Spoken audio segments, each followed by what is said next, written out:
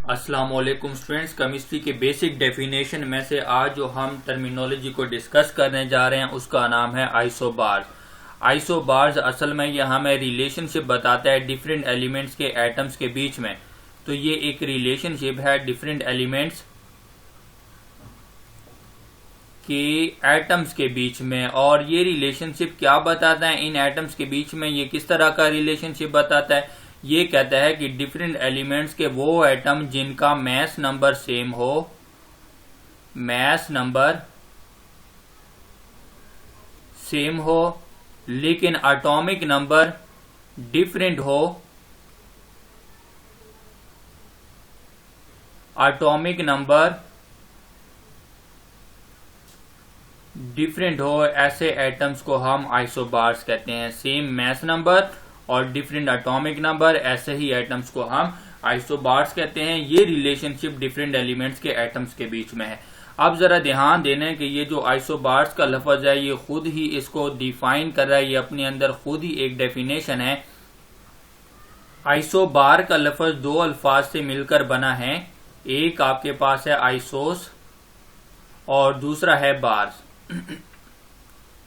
Bars का लफ्ज बजाते खुद किससे निकला है? बैरो के लफ्ज से निकला है। अब जरा ध्यान देना है कि ये जो आइसोस का लफ्ज है ये कहीं पे भी आ जाए इसका मतलब है इक्वल या फिर सेम। बैरो का लफ्ज या बार का लफ्ज कहीं पे भी आ जाए ये वेट को कहते हैं। अब ये डेफिनेशन खुद इसको, ये नाम खुद ही इसको डिफाइन कर रहा है। ये कहता है कि सेम वेट, यानी वो एटम जिनका वेट सेम हो और एटॉमिक नंबर डिफरेंट हो, हम उन्हीं को आइसोबार्स कहेंगे। अब आइसोबार्स में जब आप देखते हैं कि एटॉमिक वेट सेम है या मास नंबर सेम है, तो मास नंबर असल में हम किसे कहते हैं? मास नंबर की अगर हम बात करें तो मास नंबर दो चीजों का मजमुआ होता है। हम दो चीजों को ऐड करते हैं उसको हम मास नंबर कहते हैं। न्यूट्रॉन और प्लस प्रोटॉन, इन दोनों का मजमुआ मास नंबर कहलाता है। तो जब भी आप न्यूट्रॉन और प्रोटॉन को प्लस करेंगे, अगर ये इक्वल आ जाए एटम्स के, तो इसका मतलब ये है कि वो आइसोबार्स कहलाएंगे। अब एग्जांपल से हम इसको समझ लेते हैं कि किस तरह ये आइसोबार्स को हम समझेंगे। तो दो एग्जांपल हम ले लेते हैं। एक एग्जांपल आप पेयर में ले लें, इसको हम कहते हैं आइसोबैरिक पेयर। अब यहाँ पे एग्जाम्पल में मैं आप लोगों को यहाँ पे एक एटम ले लेता हूं, आर्गोन का है, और दूसरा एटम है मेरे पास कैल्शियम का। ये दो एटम हमने ले लिए। अब मैं इनके एटॉमिक नंबर लिख देता हूं। आर्गोन का एटॉमिक नंबर 18 है और कैल्शियम का एटॉमिक नंबर 20 है।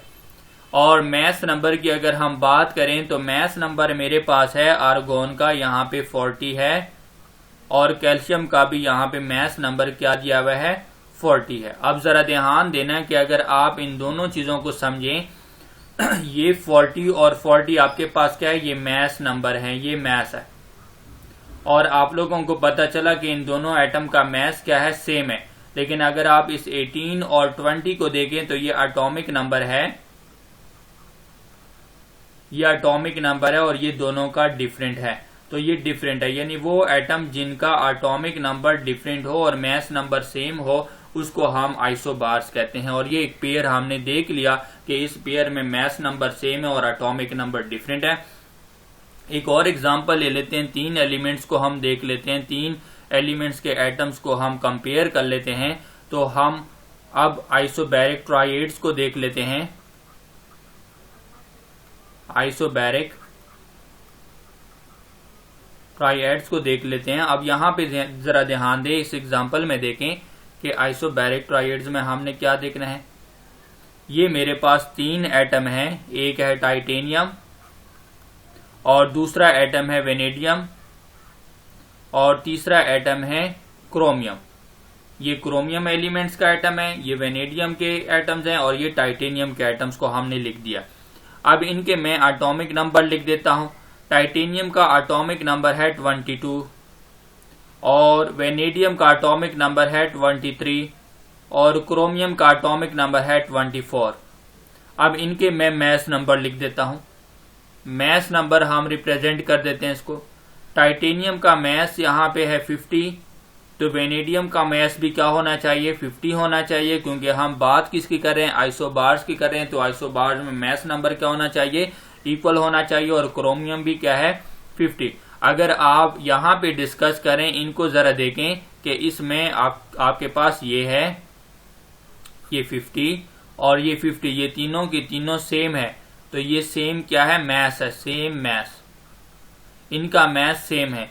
लेकिन अगर आप 20, 23 और 24 की बात करें तो ये इनके एटॉमिक नंबर है, और एटॉमिक नंबर यहां पे क्या है,